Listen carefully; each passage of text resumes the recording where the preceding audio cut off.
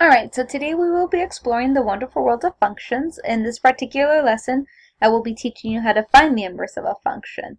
So first, let's make sure we understand our terms. So let's go over what a function is. A function is a relationship or expression involving one or more variables. You can think of it as a machine. Look, if you take a look here at my picture in the lower right-hand corner, it is like a machine that has an input and an output, and the output is related somehow to the input. So if you take the example here, f of x is equal to 3x minus 5 over 7, that in itself is a function. So what is an inverse function? An inverse function is a function that reverses another function. So again, if you take a look here at the graph, you have your f of x, which is the red line, that is your function, and your inverse function would be the blue line. So if f is a function mapping x to y, then the inverse function of f maps y back to x. So now let's go over how to find the inverse of a function. There's a few steps you need to take. Number one, you have to replace f of x with y. Number two, switch x and y. 3, solve for y. And finally, number 4, you replace y with the inverse notation shown here.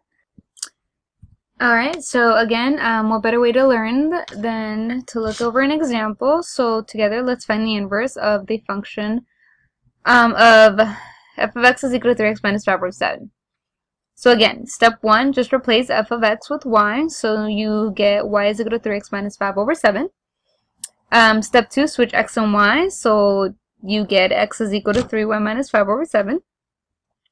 Step 3, solve for y. So again, this is basic algebra, just solve for y. So in order to do that, first you multiply both sides by 7. I do give you the steps here, just in case, but multiply both sides by 7 so you can get rid of that fraction. So you get 7x is equal to 3y minus 5. Add 5 to both sides to get rid of that 5 on the right side. And then finally, just divide both sides by 3. And when you do all that, you get y is equal to 7x plus 5 over 3. And finally, step 4, all you have to do is replace y with the inverse notation to get that your inverse function of 3x minus 5 over 7 is 7x plus 5 over 3. Alright, so there's always a way to check our answer to see if we're correct or not. We can double check if two functions are inverses if we perform both compositions and make sure both equal x. So let's do that now. So is the inverse function of 3x minus 5 over 7 7x plus 5 over 3? Let's do that. Let's put in our inverse function into our original function, so then you get this right here.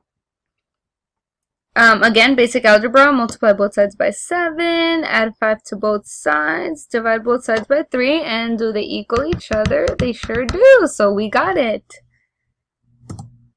Let's check the second composition just in case.